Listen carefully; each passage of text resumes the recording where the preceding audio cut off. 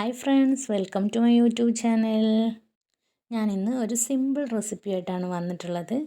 എല്ലാവർക്കും ഗസ്റ്റൊക്കെ വരുന്ന സമയത്ത് പെട്ടെന്ന് തന്നെ ഉണ്ടാക്കി കൊടുക്കാൻ പറ്റുന്ന പുതിനയിലെ നാരങ്ങയും വെച്ചിട്ടുള്ള മിൻറ്റ് ജ്യൂസാണ് നമ്മളിന്ന് തയ്യാറാക്കുന്നത്. വീഡിയോയിലേക്ക് പോകുന്നതിന് മുമ്പായിട്ട് ഈ ചാനൽ ആദ്യമായിട്ട് കാണുന്നവരാണെങ്കിൽ എല്ലാവരും ഒന്ന് സബ്സ്ക്രൈബ് ചെയ്ത് സപ്പോർട്ടാക്കണേ.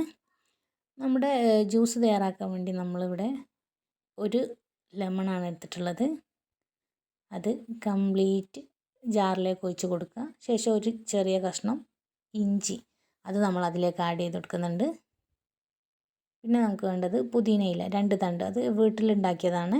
അത് ഇവിടുന്ന് ഞാൻ കട്ട് ചെയ്തെടുത്ത 2 തണ്ട് പുതിനയില, അതിൻ്റെ ലീഫ് നമ്മൾ ജാറിലേക്ക് ഇട്ട് കൊടുക്കുന്നു.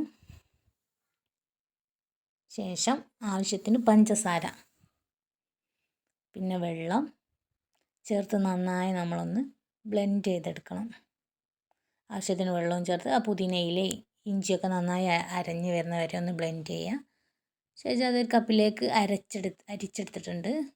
അതിലേക്ക് ആവശ്യമായിട്ടുള്ള കസ്കസ് നേരത്തെ നമ്മൾ കുതിർത്ത് വെച്ചതായിരുന്നു, അതും അതിലേക്ക് ചേർത്ത് കൊടുത്തിട്ടുണ്ട്.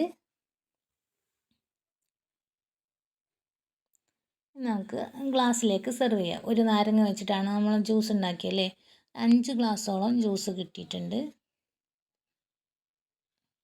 അപ്പോൾ നമ്മൾ കപ്പിലേക്ക് സെർവ് ചെയ്ത് കൊടുക്കാം.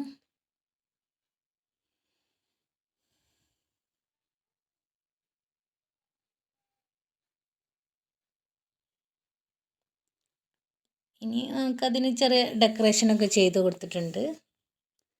അപ്പോൾ നമ്മുടെ അടിപൊളി ജ്യൂസാണ്.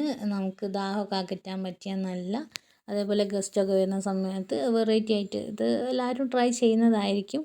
ചെയ്യാത്തവരുണ്ടെങ്കിൽ ഒന്ന് ട്രൈ ചെയ്ത് നോക്കുക, എന്തായാലും ഇഷ്ടപ്പെടും.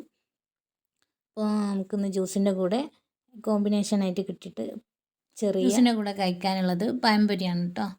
നല്ല ചൂടുള്ള പഴംപൊരി ആയിരുന്നു, പുറത്തുനിന്ന് വാങ്ങിയതാണ്. അപ്പോൾ ഈ ഡ്രിങ്ക്സ് എല്ലാവരും ഒന്ന് ട്രൈ ചെയ്ത് നോക്കുക. എൻ്റെ ഫസ്റ്റ് വീഡിയോ ആണ്, അപ്പോൾ ഇതിൽ ഒരുപാട് മിസ്റ്റേക്കുകളൊക്കെ ഉണ്ടാവും, എല്ലാവരും ക്ഷമിക്കുക. മാറ്റം വരുത്തേണ്ടതൊക്കെ നിങ്ങൾ താഴെ കമൻറ്റ് ചെയ്യുക. എല്ലാവരും സപ്പോർട്ടാക്കണേ.